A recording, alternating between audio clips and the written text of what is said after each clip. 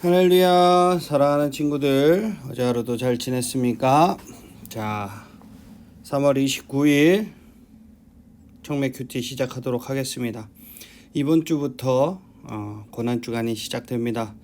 그리스도의 고난을 묵상하는 여러분들이 되시기를 주님의 이름으로 축복합니다. 자, 오늘 본문 누가복음 22장 39절에서 53절까지의 말씀입니다. 기도한 대로. 예수님은 십자가 고난을 앞두고 기도하시고 기도한 대로 행하십니다. 기도의 자리가 치열할수록 순종의 자리는 수월합니다. 말씀 보도록 하겠습니다. 예수님께서 예루살렘 밖으로 나가셔서 늘 하시던 대로 올리브산으로 가셨습니다. 제자들도 예수님 뒤를 따라갔습니다.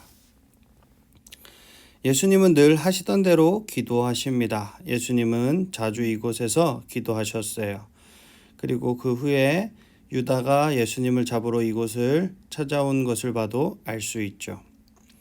위기의 순간에 흔들리지 않고 하나님의 뜻에 순종하는 것은 전에 행하던 대로라는 경건의 연습이 있어야 가능합니다. 다니엘도 전에 행하던 대로 기도하는 습관을 보여줬어요. 제자들은 예수님을 따라 감람산에 가기는 했지만 올리브산이죠. 기도하는 습관까지는 따르지는 못했어요. 오늘 여러분들은 어떻습니까? 묵상과 기도를 통해 하나님 아버지와 교제하는 예수님의 습관을 쫓고 있습니까? 우리 친구들도 기도하는 습관을 따라 예수님과 그리고 하나님 아버지와 교제하는 그런 친구들이 되시기를 주님의 이름으로 축복합니다. 그곳에 이르셔서 예수님께서 제자들에게 말씀하셨습니다. 시험에 들지 않게 기도하여라. 그리고 제자들을 떠나 돌을 던져 닿을 만한 곳에 가셔서 무릎을 꿇고 기도하셨습니다. 아버지, 만일 아버지의 뜻이라면 제게서 이 잔을 없애 주십시오. 그러나 제 뜻대로 되게 마시고 아버지 뜻대로 이루어지게 하십시오. 그러자 하늘로부터 천사가 나타나 예수님께 힘을 북돋워 주었습니다. 예수님께서 고통스러워하시며 더 간절히 기도하셨습니다. 땀이 마치 핏방울처럼 땅에 떨어졌습니다. 기도하시며 아버지의 뜻에 자신을 맞추셨습니다. 한 번도 하나님과의 친밀한 교제가 끊어져 본 적이 없는 예수님에게는 인류의 죄를 짊어진 죄인으로 아버지께 저주를 받고 분리되는 것이 너무나 견디기 어려운 고통이었습니다. 히브리서 기자는 이때 주님이 심한 통곡으로 기도하셨다고 표현하고 있어요. 우리 히브리서 5장 7절을 한번 읽어볼까요? 그는 육체에 계실 때에 자기를 죽음에서 능히 구원하실 이에게 심한 통곡과 눈물로 간구와 소원을 올렸고 그의 경건하심으로 말미암아 들으심을 얻었느니라. 아멘. 하나님 뜻에 자신을 맞추는 것은 피 같은 땀방울을 흘려야 할 만큼 진 빠지는 일이었습니다. 하나님이 천사를 보내셔서 격려하며 힘을 북돋아 주셔야 할 만큼 격렬한 투쟁이었죠. 하지만 예수님은 이 고통 어린 기도로 아버지의 뜻에 자신을 철저히 복종하심으로 승리하셨습니다. 오늘 나의 구원은 나를 구원하시려는 아버지 하나님의 사랑과 자신의 고통과 갈등을 아버지의 뜻에 복종시키시는 예수님의 은혜 때문이에요. 여러분은 이 사랑과 은혜에 어떻게 감사하고 있습니까? 오늘 내가 하나님의 뜻에 맞춰야 할 그런 부분들은 무엇이 있을까요? 예수님께서 기도하시기를 마치시고 일어나 제자들에게 가셨습니다.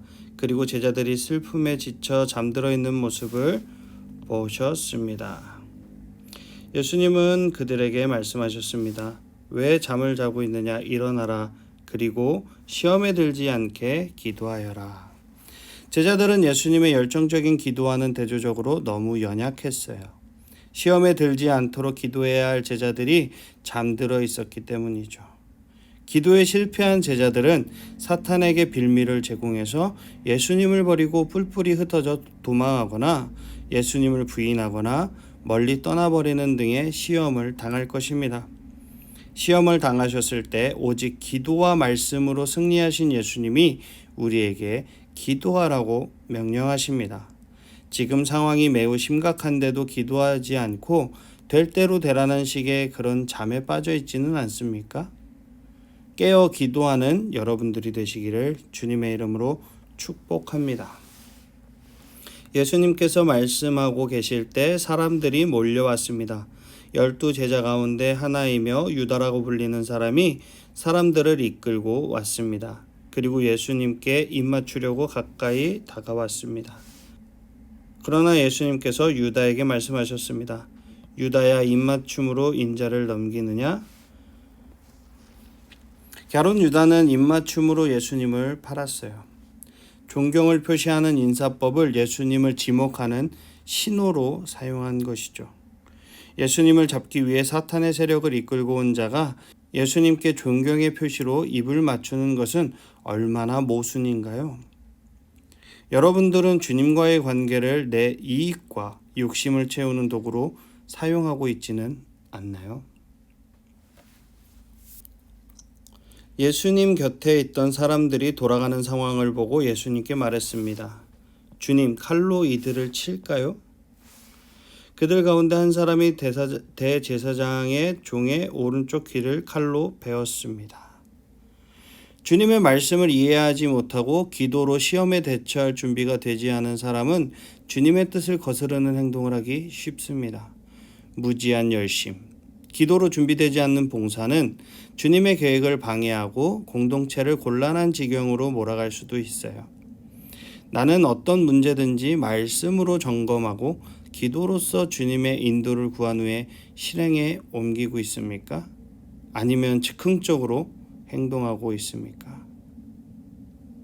항상 기도로 주님의 인도하심을 구하는 여러분들이 되시기를 축복합니다. 예수님께서 말씀하셨습니다. 그만두어라. 그리고 그 종의 귀를 만져 고쳐주셨습니다. 예수님께서 체포하려고 온 대제사장들과 성전 수비대와 장로들에게 말씀하셨습니다.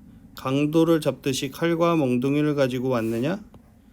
내가 매일 성전에서 너희와 함께 있었다. 그러나 너희는 내게 손을 대지 않았다. 그러나 지금은 너희의 때, 곧 어둠이 다스리는 때이다. 예수님은 원수의 때가 되는 것까지 참으십니다. 예수님이 제자들에게 칼을 쓰지 못하게 하시는 것은 이 때가 예수님이 잡히셔야 할 때이기 때문에 이 불의한 세력들이 자신을 잡는 것을 허용하신 거죠. 이들을 물리칠 능력도 있고 필요하다면 천사들을 부르실 수도 있지만 사탄의 세력을 깨뜨리는 결정타를 날리기 위해 이들의 활동을 허용하시는 그 아버지의 계획에 자신을 맞추신 거예요. 철저하게 아버지 하나님의 계획과 그 때에 맞춰 행동하신 것입니다. 나의 행동의 기준은 무엇인가요? 그리고 또한 예수님이 제자들에게 칼을 쓰지 못하게 하신 또 다른 이유는 주님의 나라가 무력으로 이루어지는 것이 아니라 오히려 사랑과 치유로 이루어진다는 것을 보이시기 위함이죠. 여러분들은 주님의 나라를 확장시키기 위해 어떤 힘을 의지하고 있습니까? 세상적인 힘을 의지하고 있나요? 아니면 하나님의 그 사랑의 힘에 의지하고 있습니까? 이 종교 지도자들은 어둠의 세력, 그 사탄의 하수인 역할을 하며 예수님을 대적하고 있는 거예요. 일시적으로 그들이 승리하는 것 같지만 흑암의 권세는 예수님의 권세 앞에 곧 물러가게 되어 있습니다. 지금 내가 하는 일은 결과적으로 누구의 일에 협력하는 일입니까?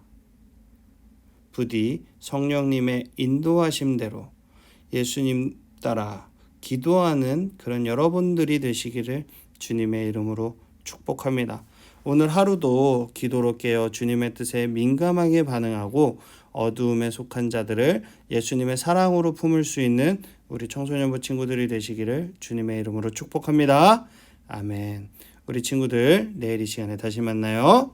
안녕.